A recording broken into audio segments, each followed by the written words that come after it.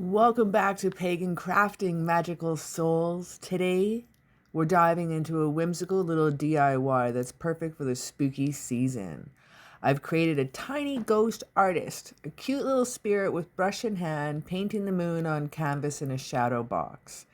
In a hand-painted, enchanted forest at night, glowing under the moon, in this video, I'll walk you through how to bring this tiny ghostly masterpiece to life. Step by step, making miniature paintbrushes to the little canvas. Your very own miniature haunting cute art scene. Let's get crafting. Starting off with our craft supplies, it's kind of some goodies that you can find around the house that you could use in any one of these diorama miniatures. Now I'm going to start off with some galvanized wire, super inexpensive. I found it at the dollar store for a couple bucks, a roll of it. You can also find it at the hardware store. I'm just going to wrap it around the can. I'm making a base for my ghost. So I'm going to make a little bit of a wire skeleton. And I'm going to make a little base for him to stand on using my pliers. I'm just going to roll that in a little bit tighter. I needed to make a smaller base that's going to sit inside the window frame. Don't mind my dirty fingers. I was just spray painting. And I didn't wear gloves, so excuse that.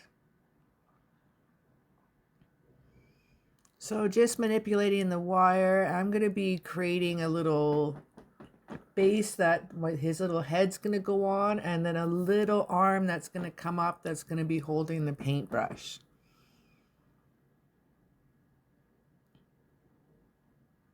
Now I'm going to squish the wires just a little bit together because I'm going to use one of these wooden beads for the tip top of the little ghosty head.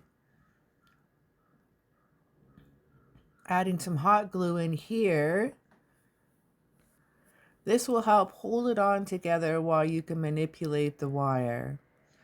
It's also going to give a nice form to the top of the little ghosty sheet when we do that. So that's going to help us out. We don't need to create much more of the frame than what you have here. Now I've taken some t-shirt material, I got a t-shirt for $5 because I want it being cheaper than buying fabric, and I looked for a while at the thrift store and couldn't find what I needed. So I just got an inexpensive, cheap t-shirt. This is going to work out great. So I'm going to use 1 part glue. I'm using white glue here. You can use Mod Podge or just kids school white glue.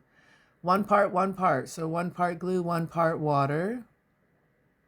And you're going to mix that up and make it nice and thin. This is great for making paper mache as well, using glue and water than using flour and water. Actually dries a little faster too, and it's actually a little stickier, but whatever, it's fun. So we're going to take those little sheets now, and I have cut out little round circles for it to fit over that, and we're going to saturate this really well. I'm going to wring this out, and I leave a little bit of glue in there. I'm going to work it around the little stand here. I wound up going back in and giving it a little bit more of a dunk with glue and let it just drip, and that was fine. I didn't think it was going to work as well. So I wound up adding another dunk of glue in there. So it did take a little bit longer to dry versus just 24 hours. It wound up taking maybe about a day and a bit, but it hardened so well. Now what I've done, I've spray painted my white shadow box. I got this from the shadow box from IKEA. And I'm going to work the background. I really wish I would have done the flat side on the back, but I want it being the bumpy side like a canvas. So it took a little bit more paint, which was cool, but this took a little bit longer. You have to do a little extra fancy footwork to create what the image that you wanted. So I had to do pretty good base coat. I'm going to be doing a forest evening scene here. So bringing up lots of layers. I'm going to blow through this painting super quick because I want to get to the miniatures. So if you don't mind chilling with me, or you can fast forward a little bit if you don't want to see the background being painted. But we're going to make some miniature paintbrushes out of toothpicks. It's going to be so cute. We're going to make a miniature easel and a little bitty canvas as well. Okay, back to this. I'm highlighting around the moon here. I really am trying to only stick to 3 colors when I do this scenery. So I have the aquamarine color, the white, and the black. So I'm going to be mixing a steel tone color for the trees as well. And a pretty little highlight around the moon of the color just to bring that out. And what you could also do, if the moon is too bright for you, add just a tinge of the tone of the background of the night sky into your moon color, and it will tone it down a little bit, but it will still match up your workings around you. Now again, this steel color, gorgeous. So I mixed the white with the aquamarine first, and then you add a little bit of black at a time to get the steel color. Now I took one of the trees down a little too far on the right. I changed my mind halfway through, so we're just going to blend that later on. Not a disability. Now while that is dry, I'm going to add some bulk here. I'm out of my tin foil and I can't find it. I have tin foil, but it's in my camping supplies, which I need to unpack out of my Jeep. So whatever, we're going to leave it in there for now. I know. But that's okay. But we're going to get into some rope here. And the reason why I'm putting the rope, you're not going to see it. It's just to bulk up the tree behind it. I would like to have 2 trees coming from the side, a 3-dimensional look. So I'm just using this as my filler. So I don't have to go on and use about $20 worth of glue sticks realistically. So this is going to be a lot easier.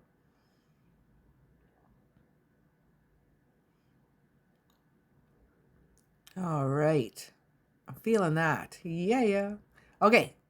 So now we're going to do lots of layers of glue. You don't want the glue to be too meshed together, like too soft looking. You do want a lot of texture. So when we paint over this later, it's going to look like bark. I tend to use 2 glue guns because I don't have my larger glue gun anymore. It died on me. So I got 2 little guys, so I have to bounce back and forth between these ones because it doesn't last as long as the big ones. But after time, after about an hour or so, a lot of work, a lot of waiting, a lot of hand stuff, this is what happens. We're going to do some rocking of black layer on top of this. We're just going to fill in all the cracks and holes, and I want to bring out some texture in here. So first we're going to fill this in black, and then we're going to take that steel tone that we created for the foreground trees, and we're going to dry brush it on in some layers. Then we're going to bring out some lighter and go lighter and lighter and lighter as we go to the inside of the trees. And this is going to give, what I'm doing here is like the moonlight kisses on the edge of the tree. So while the black is drying, we're going to head to the smaller trees now. I'm an ADHD witch, so I tend to bounce around in my art. Well, one part's curing, one part's drying. Then I'll work with some of that. Excuse me, sorry.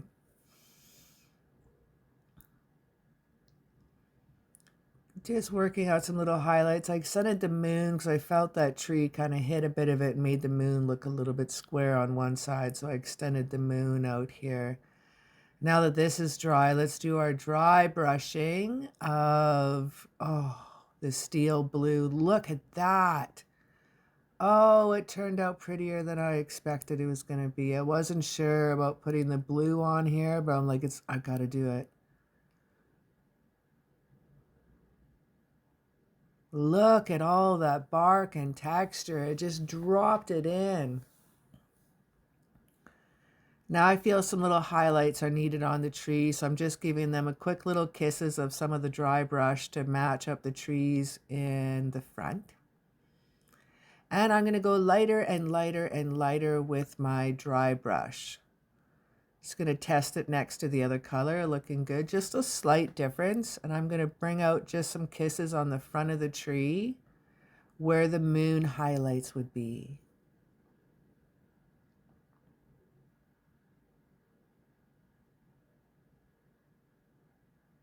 Now we're going to make these little miniature paintbrushes. We want to whittle off the edges so it's not so tapered down. Using a very sharp X-Acto knife, because if it's dull, it's going to be a pain in the butt. Adding 2 little grooves here, and I'm going to use that area to help me whittle down like the handle, the shape of the brush part, the hair of the bristle. So I'm just working out a little bit of different tones. So each one of these brushes I did a little bit different. And I'm going to paint the handles 3 different colors on them too. Now I'm just measuring how tall to make this one. I'm going to make some in various sizes. I think that'll look cute in the jar. And here's a bunch of different varieties that I've already started. Some flat, some long tapers. I think this will look really cute. Now let's paint them. We're going to paint the edges. First, I'm going to paint all the bristles brown, because I want to do some black handles, so I'm not going to paint the bristles black. Give them all a little bit of, I think it's like a chocolate brown that I'm using here. And while those are drying, I'm going to work on the canvas. Again, bouncing around while something is drying. I will come back using the colors I have. All right, we're going to do it. I'm just using watercolor paper with this one. Doesn't need to be anything super duper fancy. Let that dry. Coming back to my little painter's palette.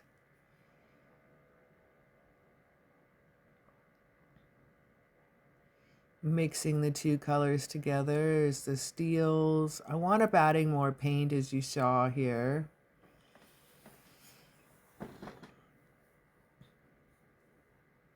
And I'm going to make these handles blue. I have some paintbrushes with this exact shade of color, and they're some of my favorites.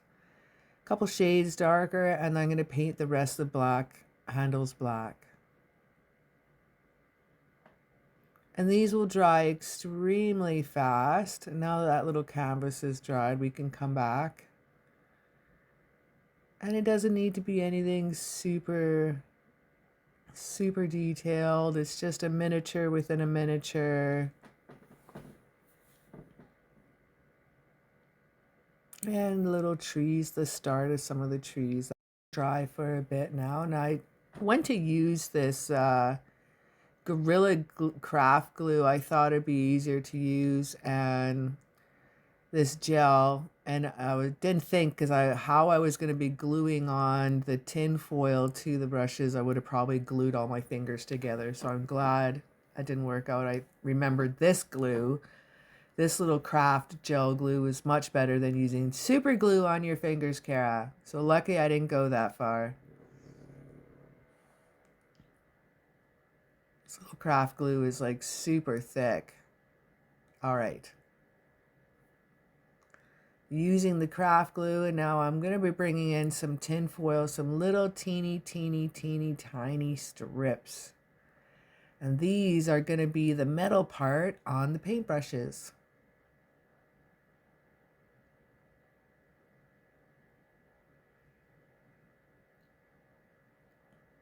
Okay, so we're going to top just the edge of it into the glue. Just a little touch, enough to adhere it. And then simply twist it on. And give it a squeeze, and the tin foil adheres to itself. One paintbrush done. It's so cute. Oh, I love tiny miniature things. It makes me happy. I love miniatures. Throw me down a painter's palette if you love miniatures. And we're just going to continue, rinse and repeat for the rest of them. Oh, this is so cute. See, it's sticking to my fingers already. Adding just a touch of glue. And we're good to look at all these cute little paintbrushes. Oh my gosh. Oh my gosh, I gotta paint with these somehow. I gotta make a miniature that I'm actually painting with my miniatures. Next up, I'd like to make our little art easel and our little painter's palette. Okay, easy peasy. Painter's palette, I'm using a thicker cardboard. That is just simply from the back of one of my drawing books. So it is thinner but durable, you know what I'm saying? But it's perfect for a little painter's palette. And I could have dressed this up a little bit more. You can paint some wood grain on it and whatnot, but I was more focused on doing the little bitty paintbrushes at this time. And I'm cutting it down just a little bit smaller than my drawing because I realized my drawing was a little bit too big for my little ghosty. Using a little hole punch, bam. Then I don't have to cut out a circle. Just make it so much easier. I think that size is a lot better than the first size I had drawn out. Now let's make our wee easel. Now at first it was going to be a tripod. Makes sense to me because that's what I have. But then I wound up taking off the tri and just going with the pod. So we want it being easier that way to fit into the shadow box. Now I did cut these on an angle, wound up just hot gluing them. Made it easier just to figure out how far I was going to stand. I was, again, trying to work with the tripod. I want to build a little stand. Now, none of my easels really have what I'm about to build. The last time I had an easel that had this little shelf like this in the front, I was in like kindergarten. They're still the best ones I've ever used because you can put all your little paints in there and your paint brushes, and it was so cool. Everything's there. We had the best little aprons. Oh, heck yeah. I love craft time in kindergarten. Made some cool stuff. Maybe this is why I have still kindergarten tendencies. I am an Aries, so we do like we like exploring and adventures and do childlike things. So maybe that's why it's my love of miniatures. I have no idea. I love miniatures so much.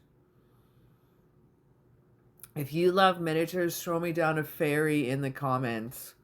Oh, I used to collect miniatures and make doll houses out of them. I should get them and make them all spooky. Oh, I bet I could. That'd be so much fun. Oh my gosh. I need to dig out my boxes of miniatures now and make spooky things with them. All right, back to my project. Back to my spooky little wee ghost with the awesome little shelf I'm making for his easel to put the canvas in and his paint supplies.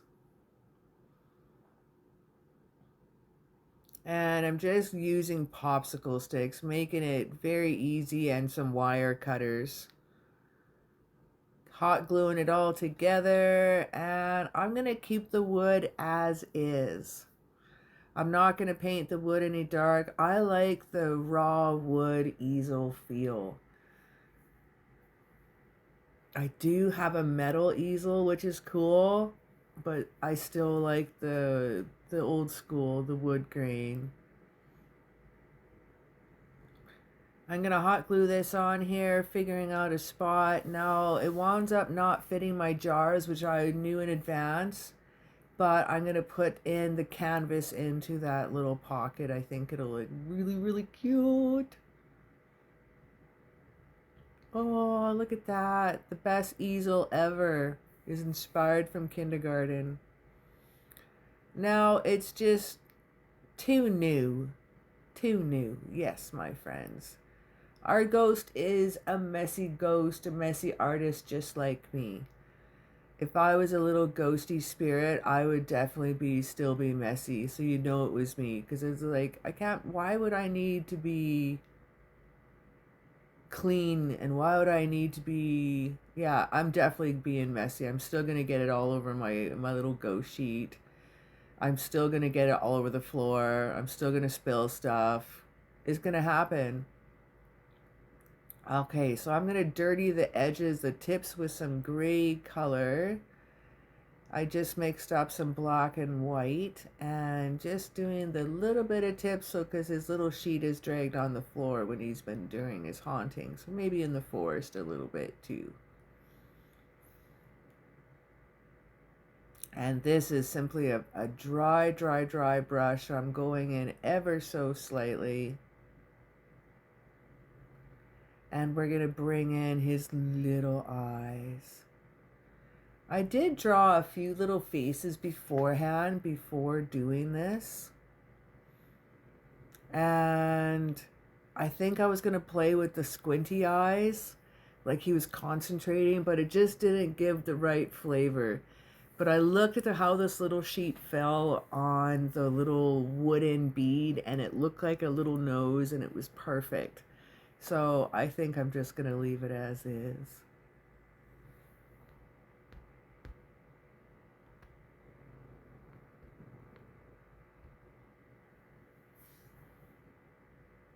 And we're going to be making some fun with resin. So I have my UV light out there. Seeing how the easel fits.